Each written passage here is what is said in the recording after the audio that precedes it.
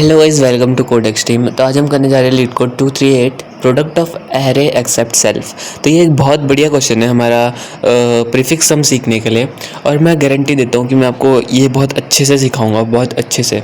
ठीक है, तो मीडियम सवाल है पर है बहुत ईजी अगर एक बार समझ जाए तो चलो पढ़ते हैं। Given an integer array nums return an array answer such that answer का i is equal to the product of all elements of nums except nums का आई। ठीक है, the product of any prefix or suffix of nums is guaranteed to fit in a 32-bit integer, and you must write an algorithm that runs in O of n time and without using the division operator।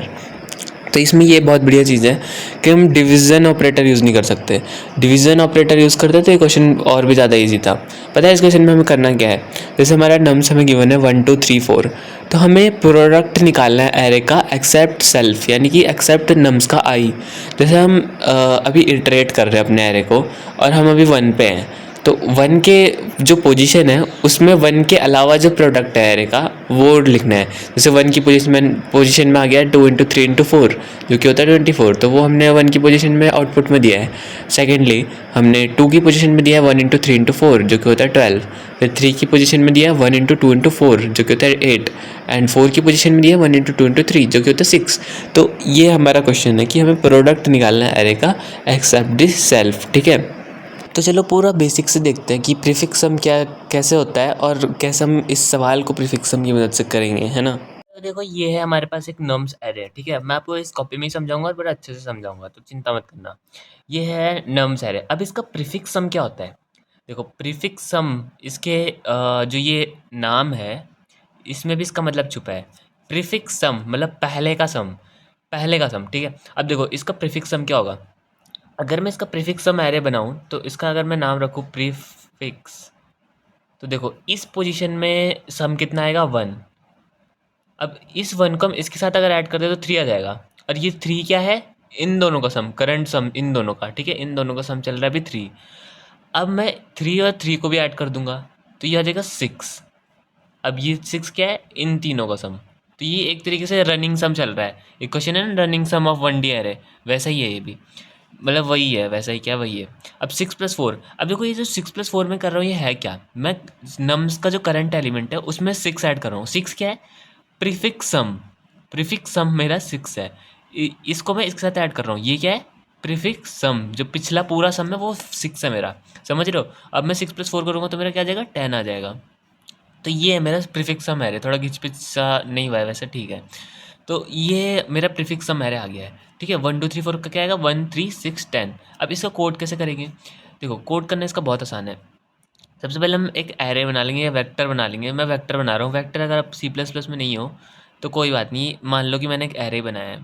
ठीक है, मैं slow slow पूरा अच्छे से समझाऊंगा, speed बढ़ानी हो तो बढ़ा सकते हो। वेक्टर इंट, इसका नाम अगर मैं रख दूँ प्रीफिक्स। ठीक है, इसका साइज भी हम n दे देते हैं। N, let us assume that n is the size of our nums array. Okay, now हम क्या करेंगे? फॉर लूप लगाएंगे। अब फॉर लूप हम कहाँ से लगाएंगे? देखो फॉर लूप मत लगाओ पहले।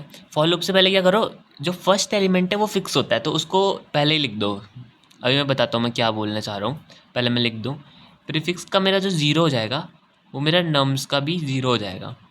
अब मैंने ये क्या बोला? अरे जो इनिशियल नंबर है वो तो सेम ही है ना, वो तो सेम ही है। प्रीफिक्स सम उसका वही तो आएगा। अगर यहाँ 9 होता तो प्रीफिक्स सम यहाँ पे 9 ही आता है ना, इसलिए पहला एलिमेंट हमेशा सेम होता है। तो हम लूप कहाँ से चलाएंगे? लूप हम चलाएंगे 1 से। अब समझ गए ना कि हम 1 से क्यों चलाएंगे लूप। तो पहले मैं आपको ये बता रहा हूँ कि प्रीफिक्स सम करते कैसे हैं, फिर जाके हम क्वेश्चन को अच्छे से कर पाएंगे। ठीक है, तो पहले हमने ये करना है। तो प्रीफिक्स का आई, प्रीफिक्स का आई क्या हो जाएगा मेरा? तो देखो यहाँ पे प्रीफिक्स का आई क्या था मेरा? ये है मेरा प्रीफिक्स का करंट आई। ये मेरा क्या था? इन दोनों का सम, यानी कि प्रीफिक्स का i-1 का सम प्लस नम्स का जो करंट आई है उसका सम था मेरा प्रीफिक्स का करंट सम। तो क्या हो जाएगा ये? प्रीफिक्स का i-1, और ये i-1 से कुछ ओवरफ्लो वगैरह की दिक्कत भी नहीं आने वाली क्योंकि हम 1 से शुरू कर रहे हैं, है ना। प्लस नम्स का जो हमारा करंट आई है। ठीक है, ये एक फार्मूला टाइप का बन गया है पर ये है नहीं फार्मूला, ये हमने अभी अभी खुद ही ऑब्जर्वेशन से ही करा है। ठीक है, बेसिक्स है। तो ये हमारा क्या बना देगा? हमारा प्रीफिक्स सम एरे बना देगा। तो ये हमारा क्या बना देगा? प्रीफिक्स सम एरे, ठीक है। तो ये ऐसे बनाते हैं हम प्रीफिक्स सम एरे। तो इसका यूज़ बहुत जगह होता है। अब जैसे यूज़ कैसे कर सकते हैं इसका, अभी हम अपने क्वेश्चन में तो इसका यूज़ करेंगे ही, पर एक और यूज़ है, बताऊँ क्या। जैसे हमारे पास मान लो एक एरे है 1 2 3 4 5 6 7 एंड 8। इसके कुछ इंडेक्सेस है अपने पास 0 1 2 3 4 5 6 7। अब देखो, अब मैं आपको एक क्वेश्चन दूँ, ट्राई करना। चलो, क्वेश्चन ये है कि आपको मैं एन नंबर एन टाइम्स बोल सकता हूँ एक चीज़, क्या बोल सकता हूँ कि एन टाइम्स में इनकी रेंज सम निकालो। किसका रेंज सम, मान लो मैंने आपको दिया start equal to 1 end equal to, ये मैं चेंज कर करके दूंगा आपको एन टाइम्स। तो एंड मैंने दे दिया 5, तो इतनी रेंज का सम निकालो। तो 1 से लेके 5 तक का सम क्या आएगा आपके पास, 6 11, फिर आएगा ये 15 16 18 एंड 20। तो इसका सम आप बोलोगे कि 20 है, ठीक है। पर मैंने एक बार नहीं बोला कि मैं रुक जाऊंगा, मैंने क्या बोला, मैं मल्टीपल टाइम्स। तो अगली बार मैंने मान लो 0 दिया एंड मैंने 7 दे दिया पूरा, मतलब अगर मैंने 2 दे दिया एंड मैंने 6 दे दिया, कुछ भी दे सकता हूँ मैं। तो एन टाइम्स दूंगा मैं। और अब देखो आप इसको निकालो कैसे, अगर आप नॉर्मल मेथड से इसको निकालोगे तो निकाल तो सकते हो, पर हर केस में आपको order of N, approx order of N लग जाएगा। पता है क्यों, आप क्या करोगे, 1 से लेके 5 तक इटरेट करोगे, इनका सम निकाल के दोगे। 0 से 7 तक इटरेट करोगे, निकाल के दोगे। 2 से लेके 6 तक का निकाल के दोगे। तो आप ऐसे करोगे, लेकिन प्रीफिक्स सम की मदद से ऐसा करने की ज़रूरत हमें नहीं पड़ेगी। बताऊँ क्यों। देखो, प्रीफिक्स सम से कैसे हो जाता है, मान लो मैं, पता है क्या करूँगा, पहले इसका एक प्रीफिक्स सम एरे बना लूँगा। 1 का तो 1 ही रहेगा इनिशियली, फिर ये 1 + 2 3 होता है, तो यहाँ पे 3 आ जाएगा। 3 + 3 6, सॉरी 3 + 3 बोल रहा हूँ, 3 प्लस, हाँ सॉरी 3 + 3 6, तो यहाँ पे 6 आ जाएगा, क्योंकि ये पिछला पूरा लेते हैं ना, 3 + 2 + 1, जो कि हमारा ये भी है। तो मतलब ये क्या है, इन दोनों का सम है। अब ये क्या आया, ये इन तीनों का सम आया, ठीक है, समझ रहे होगे मेरे हिसाब से। अब 6 क्या है हमारा, इन तीनों का सम है, ठीक है। 6 + 4 कर दूंगा तो इसका करंट आ जाएगा 10। ऐसे ही अब हम आगे बढ़ेंगे तो 15 21 28 एंड 36। तो ये हमारा आ जाएगा प्रीफिक्स सम एरे इसका। अब जो मैंने क्वेश्चन दिया, अब उसको देखो, अब आएगा आपको मज़ा। क्या मज़ा, 1 दिया है हमारे पास और 5 दिया है, तो ये मेरा फर्स्ट इंडेक्स है एंड फिफ्थ इंडेक्स कौन सा है हमारे पास, ये। तो अब मेरे को इनके बीच का सम निकालना है, मतलब है तो वो ये असल में, पर ये हमने इसका प्रीफिक्स सम बनाया तो मैं उसमें इंडिकेट कर रहा हूँ आपको। तो अब मुझे इनका सम चाहिए, तो कैसे निकलेगा। तो देखो इसका आंसर है क्या, पहले ये देख लेते हैं। 5 6 7 8 9 10 11 12 13 14 है, ठीक है। आंसर 14 है किसका आंसर, स्टार्ट और एंड अगर 1 और 5 ले, अगर इसका तो आंसर 14 है। मैं आपको सिग्निफिकेंस बता रहा हूँ यहाँ पे प्रीफिक्स सम का।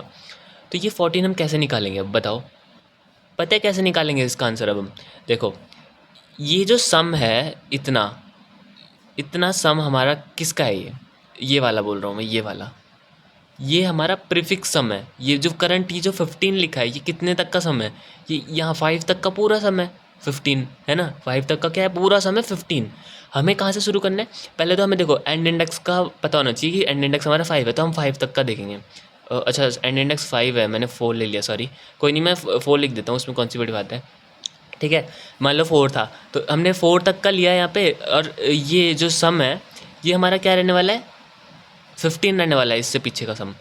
पर मेरे को बोला गया कि मैं स्टार्ट 1 से करना है, स्टार्ट मुझे 1 से करना है। तो समझ रहे हो क्या करना है मुझे, सिंपल, मुझे क्या करना है, इतने तक का पूरा का सम तो मुझे पता है।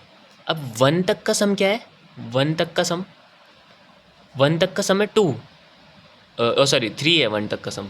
अब मुझे क्या करना है, जो इसके पिछले वाला है उसको माइनस कर देना है। इसके पिछले वाला क्या होगा, जो पीछे वाले करंट सम होंगे, इसके पीछे वाला यही तो होगा, यहाँ पे जो लिखा है वो इसके पीछे वालों का करंट सम, भले यहाँ पे अब 0 आ गया है। तो एक और एग्जांपल देख लेंगे, कोई नहीं, पर इसके पीछे वाला क्या होगा, इन सब का करंट सम। तो इसका क्या पीछे वाला क्या है, इन सब का करंट सम, इसको छोड़ो, इन ये जो 15 लिखा है किसका सम है, 1 से लेके 5 तक का। अब जो मैं यहाँ पे देख रहा हूँ, ये 1 किसका सम है, इनको छोड़ो, तो इन सब का जो इस, ये और इससे पीछे वाले होंगे। तो मुझे क्या करना है, 1 और 5, 1 से लेके 4 तक का सम निकालना है ना। तो 15 में से मैं क्या करूँगा, ये मेरे पूरे हैं 15, 15 में से मैं ये वाले माइनस कर दूंगा, ये जो यहाँ पे आ रहे हैं इससे पीछे, यानी कि 15 - 1 कर दूंगा इस केस में, तो क्योंकि 1 ही है, तो आंसर आता हो गया 14। और कितने में आया, ऑर्डर ऑफ 1 में। समझ रहे हो प्रीफिक्स सम की वो महत्वता। ऑर्डर ऑफ एन में हमने एक एरे बनाया था, बस उसके बाद हमारा आंसर आ गया, ठीक है। और ऐसा भी नहीं है कि एक्स्ट्रा स्पेस यूज़ करने की ज़रूरत है, हम इसी एरे को मॉडिफाई करके भी प्रीफिक्स सम एरे पे कन्वर्ट कर सकते हैं और देन अपना आंसर निकाल सकते हैं। समझ रहे होगे मेरे हिसाब से। अब देखो मैं क्या बता रहा था, हाँ मैं बोल रहा था आपको एक और एग्जांपल लेके देखते हैं, ठीक है। तो अगर मैं बोलूँ 1 2 3 4 5, छोटा ही लेते हैं, इतना ही लेते हैं बस, 0 1 2 3 4, तो 2 से लेके 4 तक का सम निकालेंगे, ठीक है। प्रीफिक्स सम एरे पता है क्या होगा हमारा, 1 3 6 10 एंड 15, ये हमारा प्रीफिक्स सम एरे है। मान लो मुझे निकालना है, मुझे बोला गया है कि स्टार्ट तुम्हारे पास है 2 एंड एंड तुम्हारे पास है 4, तो निकालो इनके बीच का सम। तो कैसे निकालेंगे, 4 तो हमें पता है, एंडिंग इंडेक्स क्या है 4, तो 4 यानी ये वाला हिस्सा, ये वाला हिस्सा क्या है, इस पूरे का सम, इस पूरे का सम क्या है, ये वाला हिस्सा है। मेरे हिसाब से आप समझ तो गए होगे, पर कोई नहीं। अब जो ये स्टार्ट है, ये स्टार्ट क्या बोला इन्होंने, 2 बोला, यानी कि यहाँ तक का बोला है, यहाँ तक का, है ना। तो इससे पीछे का क्या है, इससे पीछे का जो सम है उसको अगर मैं माइनस कर दूंगा तो इतने का सम नहीं आ जाएगा। अगर मैं इतने में से इतने माइनस कर दूं तो इतना ही तो आएगा, है ना। ये तो कॉमन सी रीजनिंग, मतलब रीजनिंग भी क्या ही है, हाँ। तो ये करना है मुझे, देखो 15 क्या है, पूरे का सम है। अब 15 में से अगर मैं ये 3 माइनस कर दूं तो 3 किसका सम है, इनका सम, मतलब इनका सम है ना, 1 और 2 का। तो यही मुझे करना है, क्या करना है। तो अगर मैं इसको फॉर्मूले के टाइप में बनाऊँ तो पता है कैसे बनेगा, जो मेरा प्रीफिक्स का एंड इंडेक्स है, प्रीफिक्स एंड इंडेक्स है, सॉरी ये लगा दिया मैंने। मान लो ये मेरा प्रीफिक्स एरे था और ये मेरा नम्स एरे था, तो मेरा क्या हो जाएगा, प्रीफिक्स का जो मेरा एंड इंडेक्स है उसमें से मुझे क्या माइनस करना है, जो मेरा स्टार्ट है माइनस स्टार्ट इंडेक्स माइनस नहीं करना, स्टार्ट का एक पिछला वाला माइनस करना है। तो प्रीफिक्स का एंड माइनस प्रीफिक्स का स्टार्ट माइनस 1, है ना। तो ये क्या है, प्रीफिक्स का एंड क्या है 15, और प्रीफिक्स का स्टार्ट -1 क्या है 2 - 1, यानी फिर ये, तो इसका ये क्या है 3, 15 - 3 क्या होता है 12 होता है ना, 12 होता है। अब इनका सम निकालो कितना है, 5 6 7 8 9 10 11 12 आ गया ना, ऑर्डर ऑफ वन में आ गया आंसर। तो ये मैंने आपको प्रीफिक्स सम सिखाया है, इस क्वेश्चन की मदद से आप प्रीफिक्स सम को सीख सकते हो। और ये जो मैंने आपको बताया है ना, इसका जो कोडिंग, इसकी जो कोड होगा वो खुद अप्लाई करके देख लेना, क्योंकि अभी हमें दूसरा क्वेश्चन करना है जो कि है product of array except self, ठीक है। तो अब चलो उस क्वेश्चन में आते हैं। उस क्वेश्चन में भी कुछ इसी तरीके से हमारे पास एरे दिया था, मैं आपकी थॉट प्रोसेस बनाता हूँ, ठीक है। अब क्वेश्चन को बिल्ड करते हैं अपना कि कैसे होगा क्वेश्चन। हमारा है ये इंडेक्सेस एंड, हाँ बस इतना ही तो है। अब देखो हमें बनाना है अपना आंसर, कैसे, product of array except self, मतलब कि 1 को छोड़ के इन सब का प्रोडक्ट क्या आएगा, 20 60, क्या बोल रहा हूँ मैं, 20 60, हाँ ये तो आएगा 120। चलो ये, चलो कोई नहीं, चलो 120 ले लेते हैं। तो इधर तो हम 120 लिख देंगे। अब इसको एक्सेप्ट छोड़ के इनका सम, मतलब इनका मल्टीप्लाई, तो 5 20 60 60 आ जाएगा। अब इसको छोड़ के 5 20 20 से 40 आ जाएगा। अब 5 को छोड़, अच्छा 5 नहीं, अभी 4 को छोड़ के 5 से 15 30 आ जाएगा। अब 5 को छोड़ के तो 4 से 12 जो 24।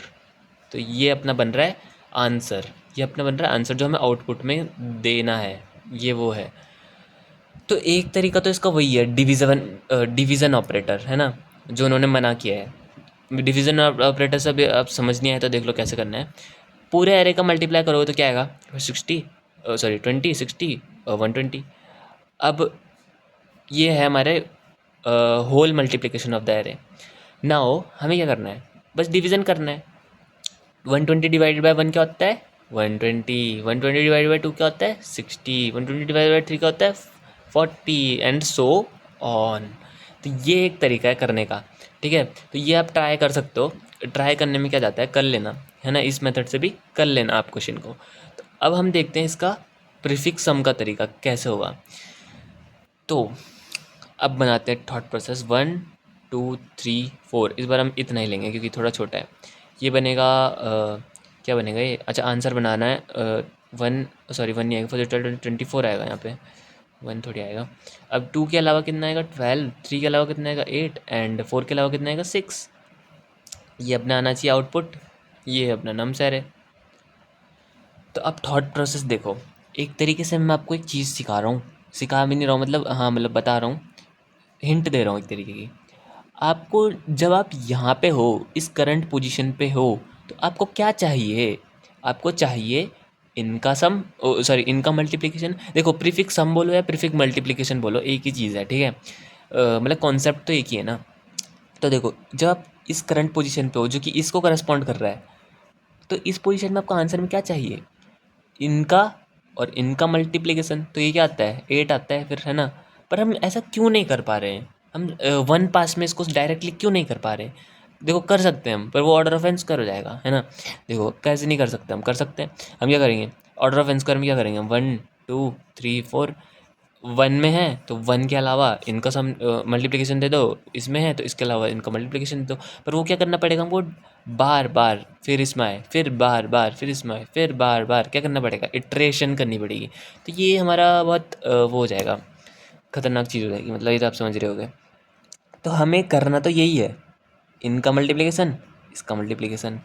पर हम ऐसा कर नहीं पा रहे हैं, क्यों नहीं कर पा रहे हैं हम ऐसा, हम इसलिए नहीं कर पा रहे हैं, हम बार बार इटरेशन क्यों करनी पड़ रही है हमको, इटरेशन करनी पड़ रही। तो इसका वो सॉल्यूशन देखो ना, इसका सॉल्यूशन क्या हो सकता है, हम इसको कहीं स्टोर कर सकते हैं, जो हमने वैल्यूज़ फाइंड करी हुई हैं उनको स्टोर करके आंसर निकाल सकते हैं। तो हमें बार बार एक ही चीज़ में इटरेट नहीं करना पड़ेगा।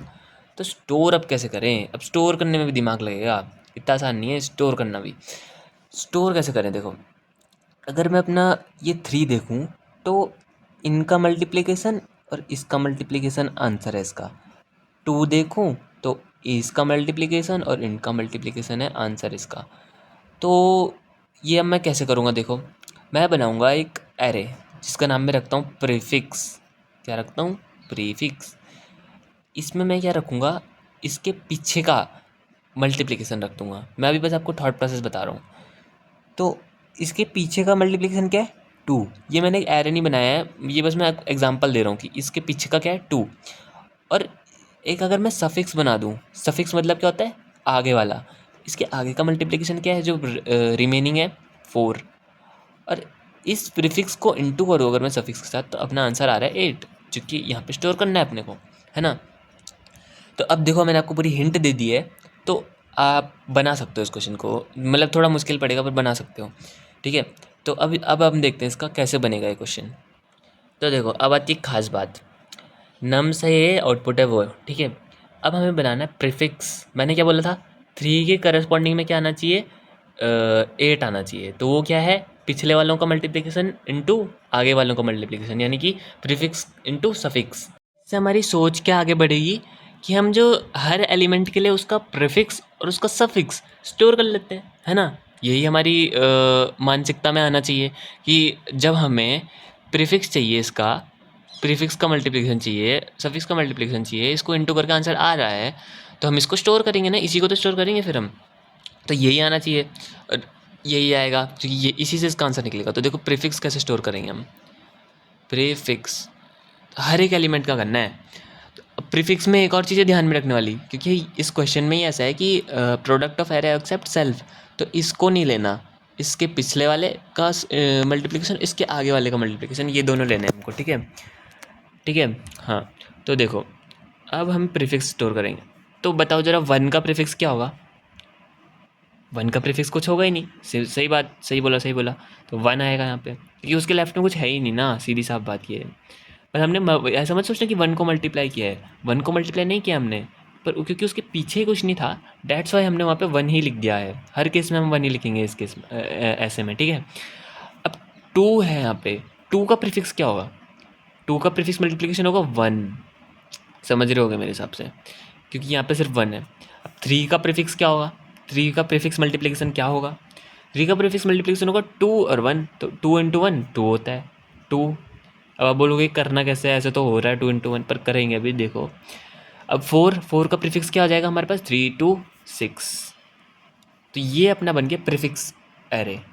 सिमिलरली हमको बनाना है एक suffix array. What does this contain? This will contain the suffix multiplication of our array, है ना। तो इसका सफिक्स मल्टीप्लिकेशन क्या आएगा, बताना ज़रा। इसका सफिक्स मल्टीप्लिकेशन आएगा 2 4 3 12, 12 2 24। या फिर हम चलो लास्ट से शुरू करते हैं, 4 का बताओ उसमें क्या आएगा, सेम सिमिलर, जैसे इसका 1, इसके लेफ्ट में कुछ नहीं था तो हमने 1 लिया, तो इसके राइट में भी कुछ नहीं है तो हम 1 लेंगे। नाउ 3 का सफिक्स मल्टीप्लिकेशन क्या आएगा, 4 आएगा, है ना, सही बोला आपने, सही बोला। 2 का सफिक्स मल्टीप्लिकेशन क्या आएगा, 3 4 जा 12। 1 का सफिक्स मल्टीप्लिकेशन क्या आएगा, 12 2 जा 24, 24 आएगा यहाँ पे, है ना, सीधी सा बात। देखो, अब प्रीफिक्स और सफिक्स एरे जब हम बना लेंगे उसके बाद हमें सिर्फ सिंपल क्या करना है, 24 बन जा 24, 12 बन जा 12, 4 टू जा 8 एंड 6 बन जा 6 and then we will return this array which is our output and our solution will get accepted. But the problem is how can we obtain our prefix and suffix array, है ना, यही तो problem है अपने पास.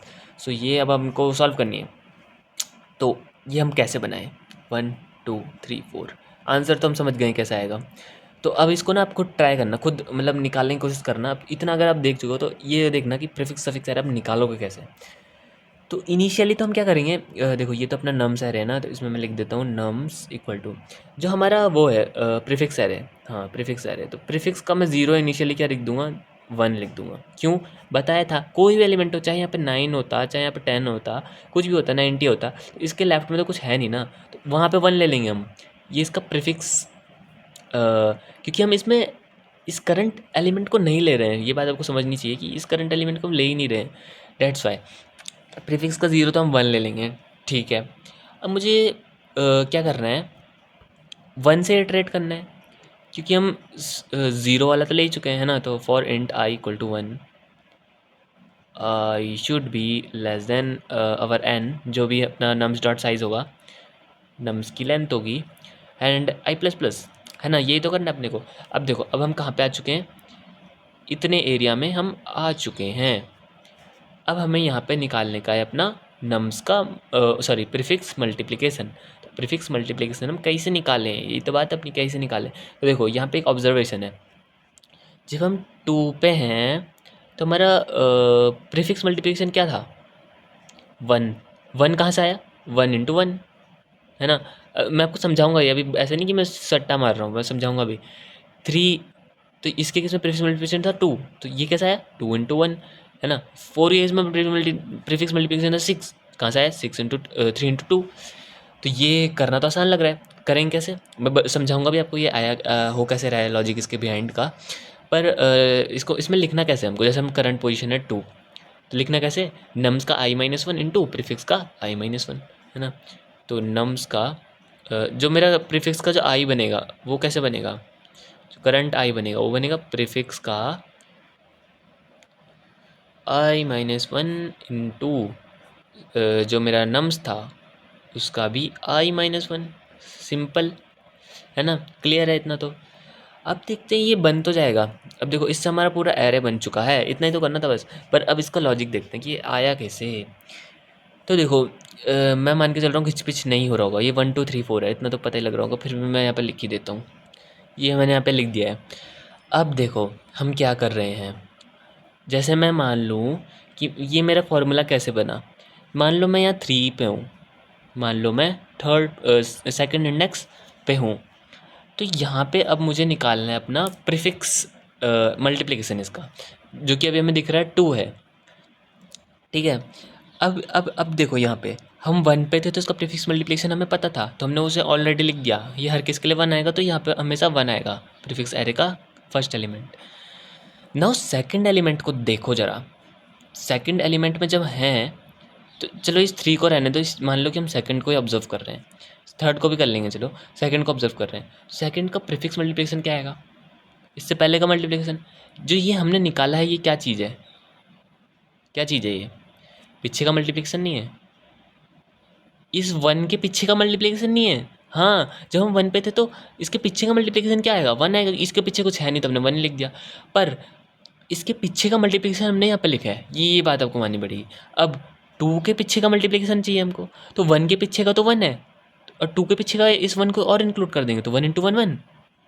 I hope you understand now. अब हम अगर third का केस देखें, मान लो 3 है, तो 3 है हमारे पास. अब देखो ये क्या चीज़ है हमारे पास, ये है 2 के पीछे का मल्टीप्लिकेशन, नहीं है 2 के पीछे का क्योंकि हम करंट एलिमेंट को इंक्लूड नहीं कर रहे थे, क्योंकि ये product of array except self है. तो 2 के बिहाइंड के जितने एलिमेंट्स हैं उनका मल्टीप्लिकेशन हमने ये स्टोर किया हुआ है ना. अब हमें चाहिए कि हम 3 के पीछे वालों का मल्टीप्लिकेशन स्टोर करें, तो कैसे करें, 2 को भी इंक्लूड कर लो बस. 2 के पीछे वालों को तो पता ही है मल्टीप्लिकेशन 1 आ रखा है, अब 2 को भी इंक्लूड कर देंगे तो ये 3 के पीछे वालों को बन जाएगा, तो ये हम यहाँ पे स्टोर कर देंगे 2. अब 4 पे आए, 4 पे आए तो 4 के पीछे का मल्टीप्लिकेशन चाहिए पूरा, तो कैसे मिलेगा, 3 का पता है अपने को, 3 के पीछे का पूरा 3 के पीछे का पूरा क्या है, ये 2 है। अब बस 2 को 3 के साथ इंटू कर दो तो 4 के पीछे का भी आ ही गया ना ये पूरा, ये 4 के पीछे का ही तो ये पूरा। 3 के पीछे का पता था 2, 4 के पीछे का निकल गया। कैसे निकला, 3 इंटू 2 करा 6 आ गया। आई होप यू अंडरस्टैंड, ठीक है, मुझे पता समझ गए हो गए। तो ऐसे हम निकालेंगे अपना प्रीफिक्स एरे। अब सफिक्स एरे कैसे निकालेंगे, सिमिलर है फिर भी बता देता हूँ। 1 2 3 4, 1 2 3 4 एंड 1 1 2 6 नहीं आएगा, इसका आंसर क्या आएगा, 24 12 4 1, 24 12 4 1। तो ये अपना है सफिक्स एरे, ठीक है। ये नम्स है। अब 0 1 2 3। अब चलते हैं इसमें कि ये हम कैसे निकालेंगे, है ना, ये हम कैसे निकालेंगे। तो देखो इसका हम क्या कर सकते हैं, चलो पहले मैं आपको इसको लिख के दिखाता हूँ। जैसे हमने प्रीफिक्स का 0 इनिशियली 1 ले लिया था, सिमिलरली हम सफिक्स का 0 भी 1 ले लेंगे।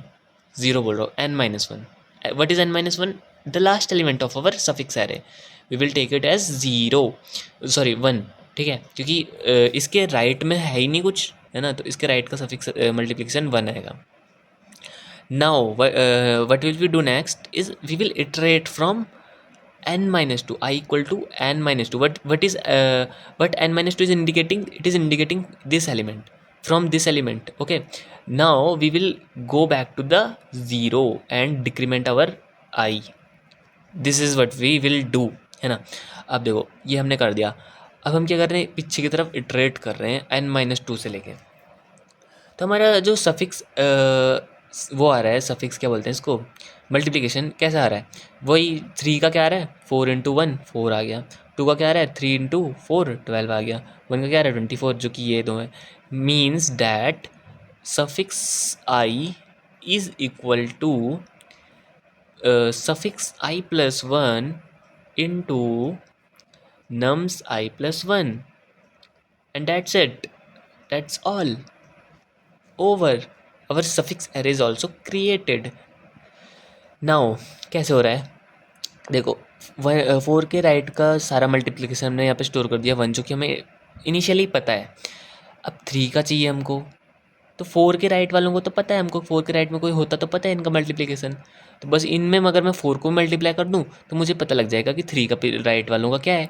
तो 1 2 मैंने ये 1 क्या है, जो यहाँ वाले मल्टीप्लिकेशन है, इनको मैंने इसके साथ इंटू किया तो ये इसका सफिक्स मल्टीप्लिकेशन है, that we will store here, है ना। 4 हमने यहाँ स्टोर कर दिया। अब 2 के केस में देखो, समझ तो गए ही हो गए वैसे अभी तक तो तुम।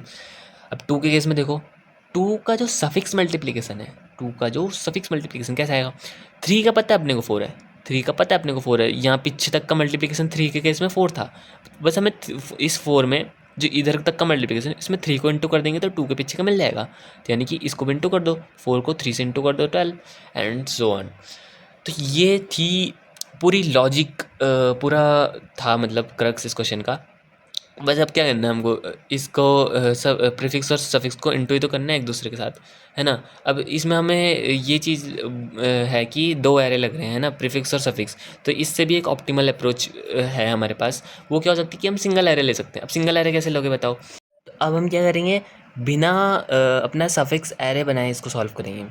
तो कैसे करेंगे, एक एक्स्ट्रा वेरिएबल ले लेंगे, इसमें हम क्या स्टोर करेंगे, इस टेम्प वेरिएबल में हम स्टोर करेंगे the value which we were storing in the suffix array, है ना। ये हम इसमें स्टोर करेंगे अब, ठीक है। तो इसका ये काम रहेगा। अब देखो कैसे क्या करेंगे हम, अपना जो आउटपुट है वो क्या आना चाहिए था, आउटपुट लिखना भूल गया मैं। आउटपुट क्या आना चाहिए था, अरे ये आउटपुट है, सॉरी, ये प्रीफिक्स थोड़ी है, आउटपुट है। प्रीफिक्स नहीं लिखा मैंने, सॉरी, प्रीफिक्स लिख देता हूँ मैं यहाँ पे। क्या क्या आएगा मेरा प्रीफिक्स, ये जो 2 है, 2 1 के लिए तो 1 ही आएगा, 2 के लिए भी 1 ही आएगा, 3 के लिए 2 आएगा, एंड 4 के लिए 6 आ जाएगा। ये अपना प्रीफिक्स एरे, ठीक है। अब देखो प्रीफिक्स एरे अपने पास ये है और नम्स अपने पास ये है।